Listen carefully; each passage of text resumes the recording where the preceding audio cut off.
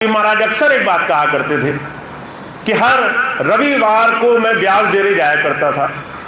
सत्संग का दिन जब बाबा जी वहाँ सत्संग करते तो सत्संग जब मैं जाता तो वहाँ पर जाने का नाम, वहाँ का ख्याल आते ही मन में खुमारी आने लग जाती थी कि मैं एक दिन दो दिन अपने गुरु के साथ गुजारूंगा।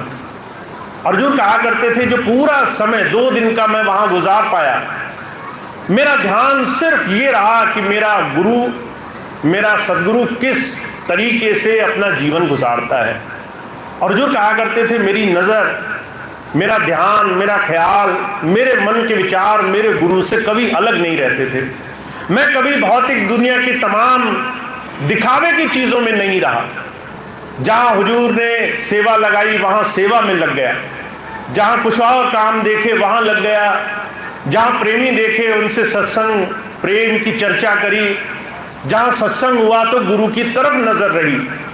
क्योंकि जब हम संत के पास जाते हैं, अगर किसी महापुरुष के पास जाने का मौका मिले तो आपको उनकी जो नज़दीकी है, जो उनका आचरण स्वभाव है, वो आपके जीवन का सार बनेगा।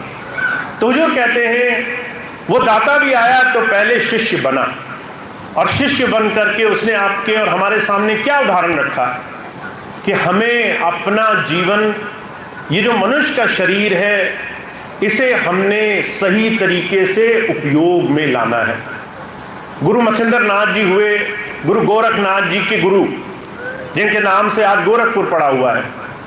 उनके पास जब गोरखनाथ जी गए अपने गुरु जी के पास और कहने लगे महाराज सार तत्व बताइए, एक छोटी सी चीज बताइए कि मैं अपने जीवन में आपके बताए हुए रास्ते पर चल सकूं।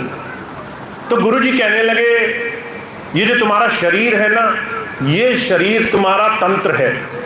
इस शरीर को तुम ऐसे इस्तेमाल करो जैसे ये तुम्हें एक बहुत बड़े काम के, इस विचार शक्ति के अंदर की हर एक शक्ति का सही दिशा में उपयोग करो। उन्होंने कहा कैसे करें, तो उन्होंने एक शब्द लिखा है, कहा बंगला अजब बना दरवेश जामे नारायण परवेश। ये जो हमारा शरीर है, ये परमात्मा ने अपना मंदिर बना कर हमें दिया है और इसके अंदर नारायण खुद बैठा हुआ है। कहा या बंगले में 9 दरवाजे 20 पवन का खंबा, इसके अंदर ऐसे द्वार हैं जो बाहर की तरफ खुल रहे हैं और एक ऐसा द्वार है जो अंदर की तरफ खुल रहा है। और कहते हैं इसी शरीर में तुम अगर सही तरीके से साधन करना सीख गए तो तुम्हें अपने जीवन में कुछ भी और करना शेष नहीं रहेगा। तो जो कहते हैं आप और हम जब किसी संत की शरण में जाते हैं तो हमारे पास 2 बहुत बड़ी शक्तियां हैं।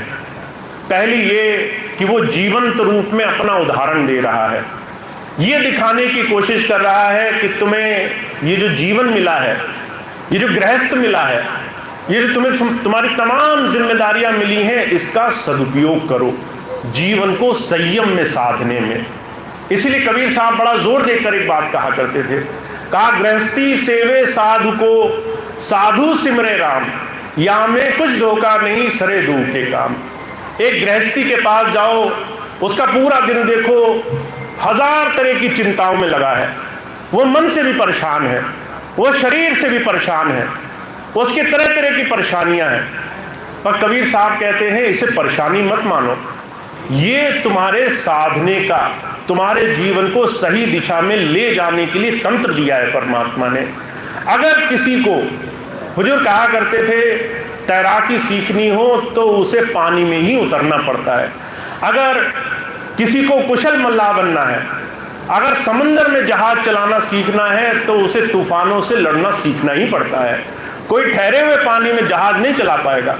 तो जो कहा करते थे इन तमाम संसार के अच्छे बुरे गृहस्थ के हजारों साधनों में संत हमें क्या सिखाना चाहता है, तुम्हें अपने जीवन में अपने संयम को साधना है।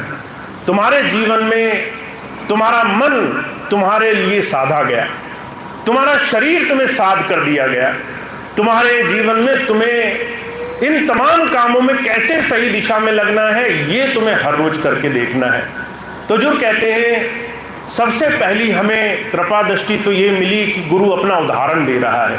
पहले उसने खुद ये संयम साधा है, पहले उसने खुद अपने मनोवेग को, कि अगर किसी को गुस्सा आ रहा हो कैसे उसे साधा जाए, आप किसी महापुरुष को जाकर देखो, उसके सामने आप कोई बात कहो वो कैसे उस चीज को समझता है जीवन में। अगर लालच हो वो कैसे उस चीज को साधता है, अगर संसार की समस्याएं आए वो कैसे उस चीज को विनम्रता से निभा लेता है।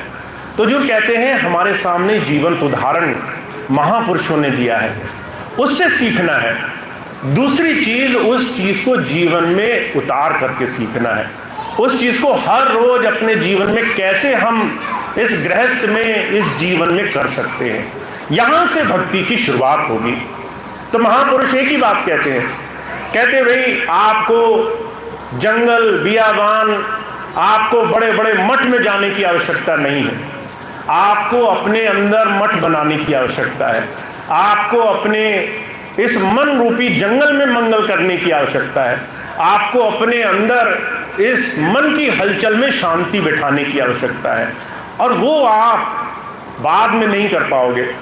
मुझे बड़ी अच्छी तरह से याद है, एक बड़े सुंदर वचन सुने मैंने एक महापुरुष के, कि वो कहते थे कि बहुत से लोग कहते हैं कि ये सब काम हम अगर हमारी युवा अवस्था है उसमें हम नहीं करेंगे, भक्ति काम तो बुढ़ापे का काम है, जब हमारे सारे काम निपट जाएं। तो वो महापुरुष कहने लगे हम सारे काम अपने जीवन में जो करना चाहते हैं अच्छे से अच्छा करना चाहते हैं, पर परमात्मा को जब हम भक्ति के लिए शरीर देना चाहते हैं तो सड़ा गला शरीर देना चाहते हैं, जिसमें न शक्ति हो, न साधन हो, न जरिया हो, जो चलने फिरने में सक्षम ना हो, जो उठने बैठने में सक्षम ना हो। जिस शरीर में जान थी वो तो तुमने भोग में लगाया, जिस शरीर से जान जाती रही उसके लिए तुम्हें परमात्मा की याद आई। तो जो कहा करते थे, जो अपने जीवन को, इस शरीर के मोल को समझ गया है, अपनी सांसों के मोल को समझ गया है, वो समझ गया है कि जीवन में आज ये घड़ी, ये क्षण ही आपके लिए सबसे उपयुक्त है। जो अगर कर सकते हो तो अभी करो, और अभी अगर आज तुम नहीं कर सकते तो बाद की कोई कल्पना, कोई मन में आकांक्षा रखना एक बहुत बड़ा धोखा है। तो महापुरुषों ने बड़ा जोर दिया कि आपको और हमको ये जो शरीर मिला, ये जो जीवन मिला, ये सांसों की पूंजी मिली अपने जीवन को साधने के लिए, तो आपको और हमको सिर्फ एक चीज का ध्यान रखना है कि हमें, अगर किसी महापुरुष ने जीवन में कुछ आदर्श प्रस्तुत किए हैं तो उन आदर्शों को धीरे से जीवन में लाने का प्रयास करें, उस एक चीज को जीवन में उतारने का प्रयास करें। और जो कहा करते थे, तुम्हें अगर हजारों बात अच्छी लगी हो, उनमें से एक बात मानने का दिल करे तो उस एक बात को आज जीवन का आधार बना लो। जब घर जाओ और तुम्हें लगे कि आज बहुत सारी बातें कही गई, पर मुझे ये बात अच्छी लगी कि मैं अपने विचारों पर कैसे ध्यान दूंगा, मेरे विचार किसी भी गलत दिशा में, किसी के लिए भी बुराई सोचने में ना लगे, इस पर मैं ध्यान दूंगा। तो यहीं से शुरुआत करो। अगर तुम्हें लगे कि आज मैंने ये सुना कि अगर क्रोध आए तो कैसे क्रोध में थोड़ा शांति से बर्ताव करना है, तो यहां से शुरुआत करो। हुजूर कहा करते थे, अगर तुम्हें बहुत बड़ा काम करना हो तो तुम्हें सारे काम एक साथ करने की जरूरत नहीं है, एक जगह शुरुआत करने की जरूरत है। तो हमारे जीवन में जो विकास हमें चाहिए, जो बदलाव हमें चाहिए, जो परिवर्तन हमें चाहिए, उसकी शुरुआत हम आज से ही करेंगे तो ही होगी। आज ही अपने जीवन में बदलाव लाएंगे तो ही इसकी शुरुआत होगी। तो मैं आपको सिर्फ एक बात कहता हूं, हम सब लोग जितने भी यहां बैठे हैं, ज्यादा से ज्यादा लोग गृहस्थ में हैं। इस गृहस्थ का उपयोग करो, इस गृहस्थ को अपने जीवन में एक सही दिशा में ले जाने के लिए इसका उपयोग करो और अपने लिए उपयोग करो। महाराज जी एक बात कहा करते थे। महाराज जी के सत्संग में एक बार एक चर्चा आई, ऐसी बहुत सारी संगत बैठी थी। महाराज जी ने पूछा कि भाई मुझे सुधारक चाहिए। बहुत से लोगों ने हाथ खड़े किए। महाराज जी ने उन लोगों को इकट्ठा किया और उनसे कहा कि भाई मुझे आत्म सुधारक चाहिए, जो पहले अपना सुधार करे। महाराज जी कहने लगे, wanted reformers not for others but for own self. दूसरों के लिए नहीं, अपने जीवन में सुधार करने के लिए। तो जब मैं ये बात कहता हूं कि हमें अपने गृहस्थ का उपयोग करना है, तो ये मत करना घर में जाकर के दूसरे को टोका टोकी करने लगना कि हमें आज ये बताया गया कि तुम में